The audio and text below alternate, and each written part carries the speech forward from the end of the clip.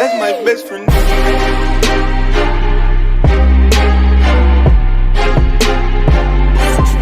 That's my best friend.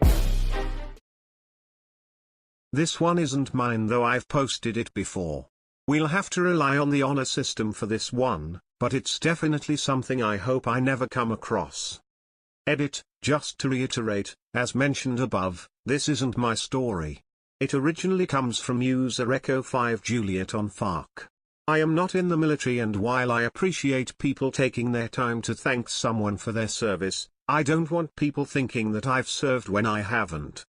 I was driving a shortcut from 29 Palms, California to Albuquerque, New Mexico. 29 Palms is located in the desolate high desert east of LA. The shortcut was all two-lane road through total nothingness, except for passing through Amboy, California. Amboy is a nearly abandoned town nearly as far below sea level as Death Valley, with a dormant volcano and lava field on one side and a salt flat on the other. It was also, at the time, a hotspot for satanic group activity. So I was driving by myself in the afternoon. I stopped in Amboy and snapped a picture of the city sign, just to prove I was there to friends who dared me to take that route to I-40. I got back in my car and proceeded to drive up into the mountain range between Amboy and I-40. Once I reach the top, I am driving north through a canyon with high grass on both sides of the road.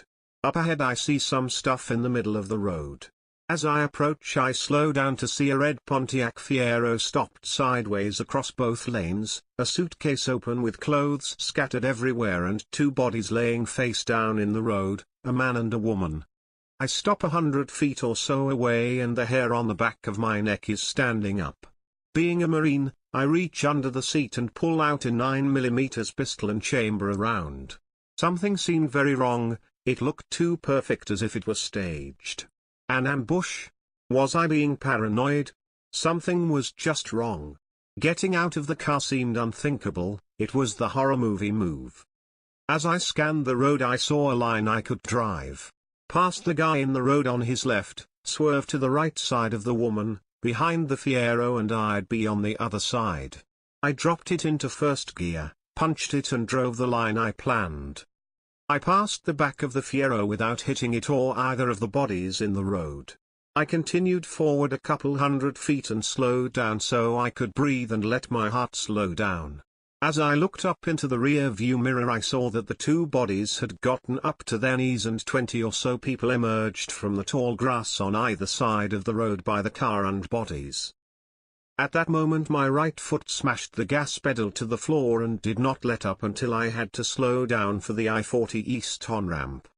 I will never know what would have happened to me had I gotten out of the car to check on the bodies or stopped my car closer to them.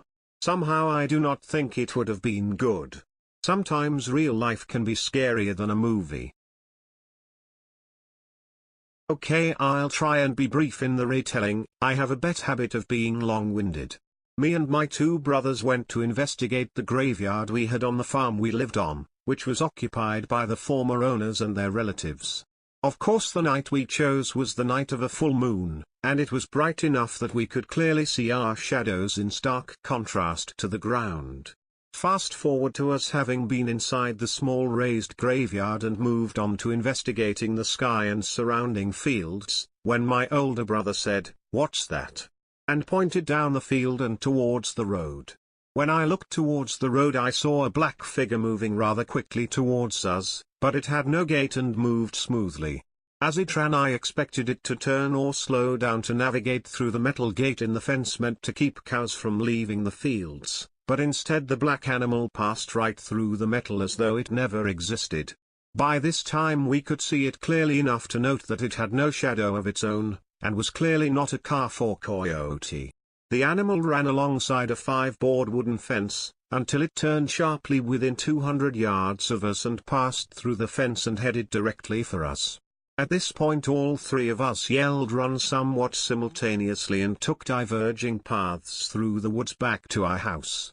We all arrived at the house safely, and after a brief discussion of what we all saw, decided not to try anything of the sort again. The hanging was a bit different. I was asleep in my room and woke up seemingly randomly. The moonlight poured into my room so that it almost seemed like daylight, and I felt drawn to look out the window facing the front yard of the house. When I did, I found that our yard was filled with people in Civil War era garb, recognizable due to my dad being a reenactor, and a stage had been set up under one of the two very old oak trees.